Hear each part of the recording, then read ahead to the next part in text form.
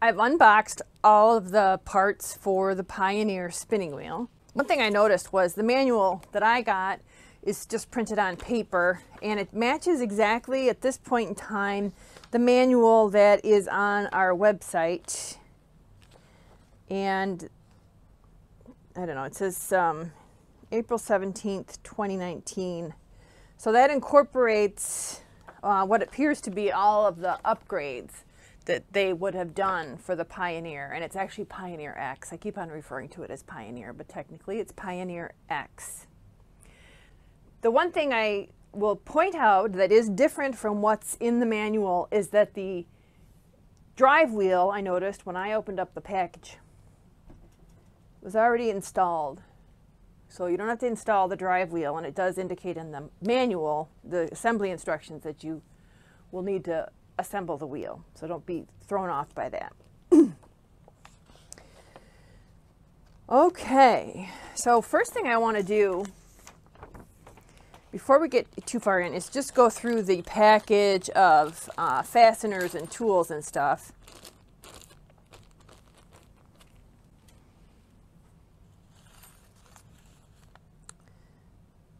One thing that comes with it, which is also kind of neat, is a little diz with a handcrafted handle and a little strap you can use to hang on your wheel.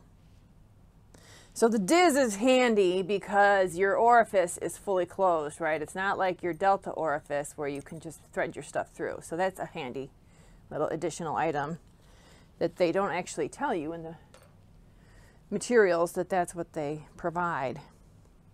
Then there's a couple Allen wrenches, 3 of them here that I can see. One's got a handle, the other 2 are more traditional, what we're used to seeing. 3, they call these JCB bolts.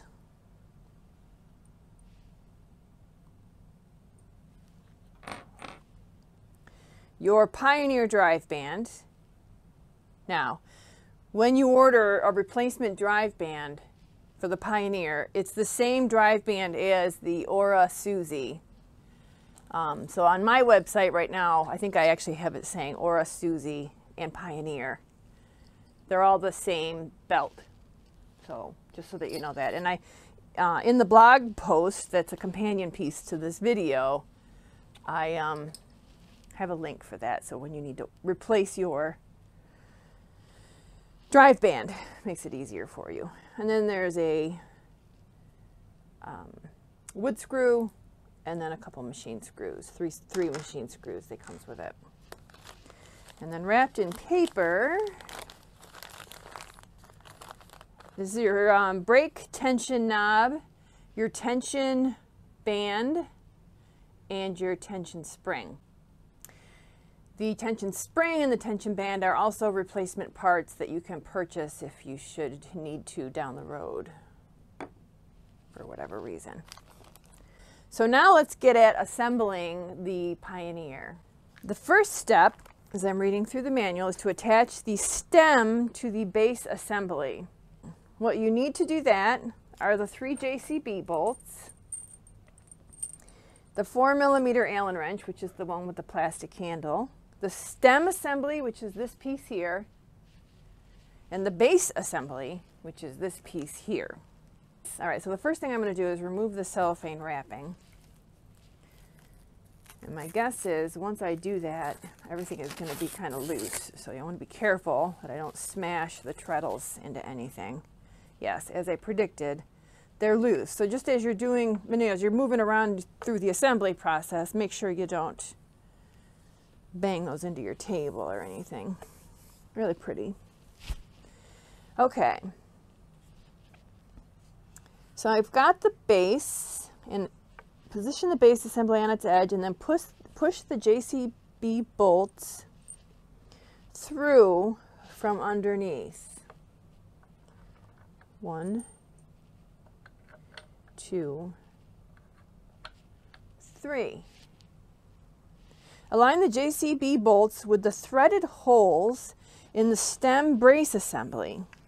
Use the 4mm Allen key to screw the JCB bolts in place, but do not tighten them fully. All right, now my treadles, so the stem should be coming up this way. Right. So there's 3 holes in the base. You can see them. We're gonna slide it in here. This thing is heavy. This might actually be better as a 2-person operation. I'm just gonna hand get them started. I'm going to tilt it this way a little bit just to prevent the treadles from banging into my drive wheel. When they are all located correctly, then tighten the JC bolt, securing the stem onto the base assembly. Then the next step, number 3, is to attach the drive wheel. It's already assembled on the one that I got, so we do not need to do that step. We're going to skip over that. Pulley onto the flyer shaft. This is your flyer shaft. And they call it a pulley, also known as the whorl, W-H-O-R-L.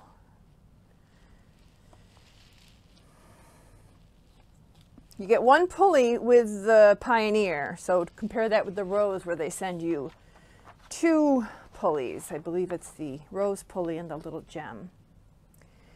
Alrighty, so in the pulley, there is a little grub screw, and that is what this Allen wrench is for. Okay, find the small flat area on the flyer shaft. So there's the flat, right there. When you put the pulley on the shaft, you want to make sure that this little screw, first of all, it's out, so that this will slide on the shaft counterclockwise to get it out of the inner diameter. Then you're going to put it on the shaft. Just gently glide it on there. We're going to line it up on the flat and tighten that. So that's nice. It's moving nice and smooth with precision. Drive band. You insert the drive band on the single groove on the drive wheel and then stretch it, and you're going to feel like you're going to snap it. That's how tight it's going to be. Did you hear it just go thwang? And that's good. That's how you want it. And keep that away from the cat, because my cat loves it. Okay, now let's get the crank assembly, which is this here. Okay, the drive wheel has been pre-drilled with holes which line up with the holes on the crank assembly. Make sure the drive belt is on before starting. Align the holes on the drive wheel with the holes on the crank assembly. So it's 2, you've got a set of 2 holes and then a 3rd hole down here. They're definitely a certain distance apart, and so it's matched up here. You can see the 2 holes that match up with the crank assembly and the 1 hole on the bottom. Line the holes on the drive wheel with the holes in the crank assembly. Screw into place using the 3mm. Insert the center bolt first. Okay, so we'll do this center bolt first, and that'll reduce the chances of possibly scratching your drive wheel. Oh, we don't want to do that.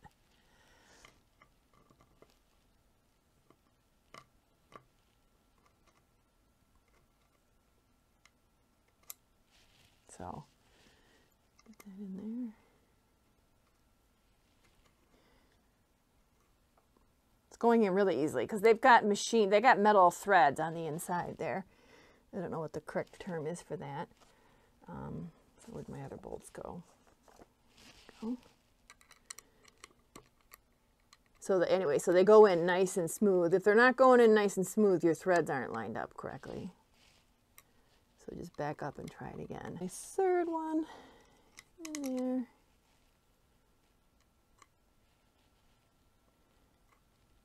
I love putting stuff together. This reminds me of like making Legos stuff. I'm pretty happy with how tight these are. Conrods to the pedals. Okay, so this is where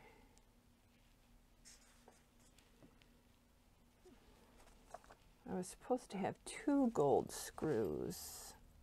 My fastener kit was supposed to have 2 of these joiner screws in it. And as it turns out, it does. I couldn't find it in the bag. It's actually still in the pedal from when they assembled it. So I'm gonna take it out of there. And this is where I need a Phillips head screwdriver. So does not come with the kit. So like I said before, they assemble these at the factory. And so yeah, it looks just like they neglected to remove this screw from the pedal.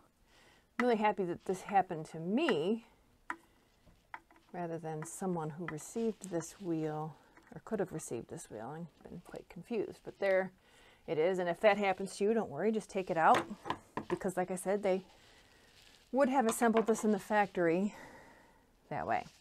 All right, so now what's really important is which pedal, which conrod goes with which pedal. So these pedals have little holes in them, and these little rubber pieces go into the holes, and then you're going to thread or put the screws through the rubber. So this is the left pedal, and this is the right pedal. So it says, we'll start with the pedal on your left side. Select the conrod that is closest to you. So you can see one is behind and one is in front. Conrod is closest to you. It is on the end of the curved arm and is attached to the crank assembly with the special right angle rod connector, which I guess is this up here. Push the green joiner into the hole at the end of the pedal on your left until it protrudes from the bottom by about 2 millimeters. And this is very flexible, so you can kind of guide it in there. I'm going to push this down so the wheel, so the rod is at the bottom part of the assembly here. So I've got about 2 millimeters. I'm just feeling a little bit left on the bottom there. Screw the 25 millimeter gold screw into the hole on the side of the pedal, and it'll just go right through that rubber joiner. I guess that's what they're calling it. Not a thingy, but a joiner. That's good enough for me. It's flush with the wheel. Now work the pedal on your right. Obviously there will only be one available conrod now, one that is closest to the drive wheel. So we double check that. Push the joiner through the hole in the pedal. To the right hand, I'm going to just send it down here so that it's on the bottom. Well, look at there, I got an extra screw because they both were in there. Don't I feel like an idiot?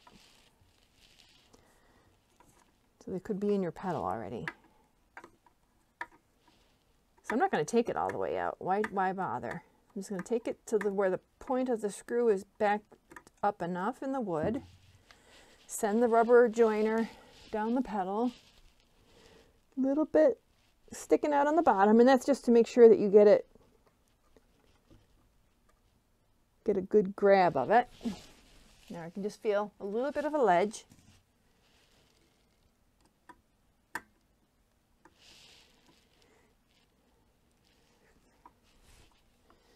Now, yeah, it does say do not over tighten. The screw should only be tightened until the head just touches the side of the pedal.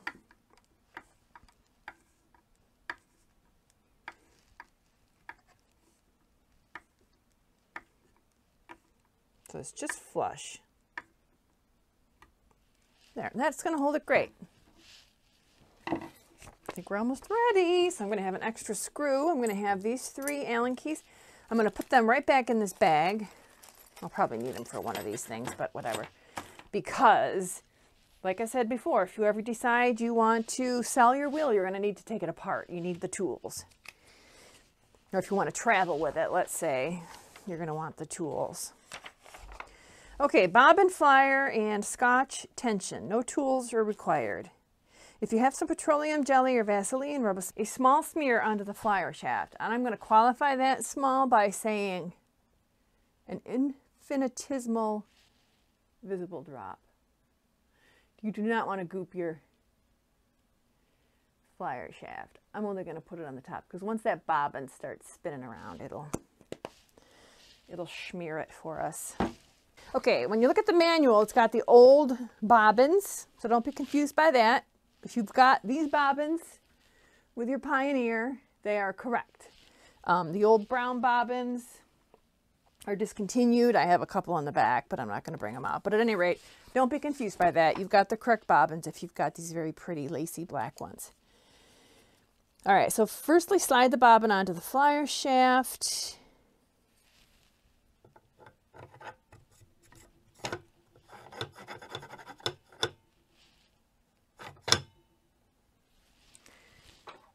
sometimes there's little burrs on the bobbin, and if you just kind of run them over the threads of the flyer shaft, it kind of works them off. Attach your flyer. There we go.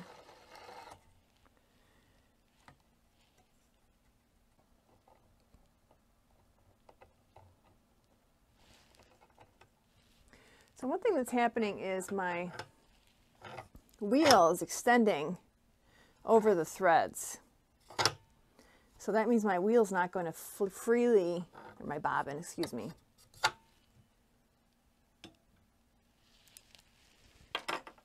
So what I'm going to do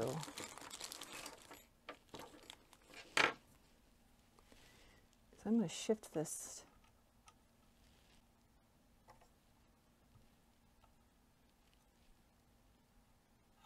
See, this bushing kind of moves freely.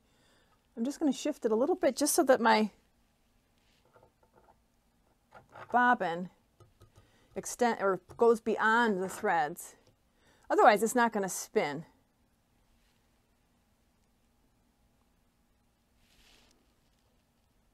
No, I'm going to look for a flat. There might be a flat here for that to go on.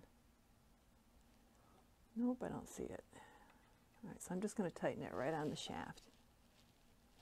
This is not part of the assembly either, but if that does happen to you, this is what you're going to do. It looked like it was kind of far when I was just eyeballing it. There, now my threads, now there's a little bit of threadless shaft sticking out, so that now when I install my flyer, right, it's going to let the bobbin rotate freely, which is part of what Scotch tension is. The flyer and the bobbin are going to turn at different rates. The flyer is going to turn right with your drive wheel, and your bobbin is going to turn based on the tension you've applied with your brake band. Where is it? Here. All right. Now, it's time to put the tension knob and tension spring, and just be careful that you don't accidentally pull the spring and ruin it. Start by sliding the loop on the tension spring onto the tension knob shaft, which it actually was there when I... So now slide the tension knob into the hole on the head.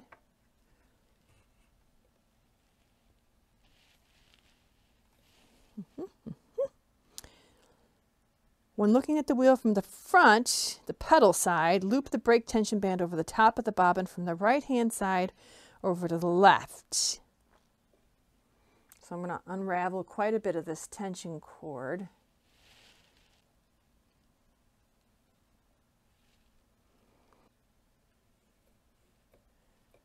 Tension cord, your brake band, in other words. It's also called a brake band, how you want that. Facing the stem from the spring, the cord, over the top, and then looping back around. So there she is. Cool little carrying handle, which is awfully handy. And then you just pull it out and set it back in that little space that they made for it. All right, so here's my Pioneer wheel assembled and ready to spin with it. And I think I'm just going to do some simple short forward draw with some roving, some practice roving that I have. So we'll see how that goes. I'm pretty excited. I think it's beautiful. Quite a sturdy little wheel. I mean, I have a Rose, so this looks pretty much like the Rose's little sissy. So, kind of excited.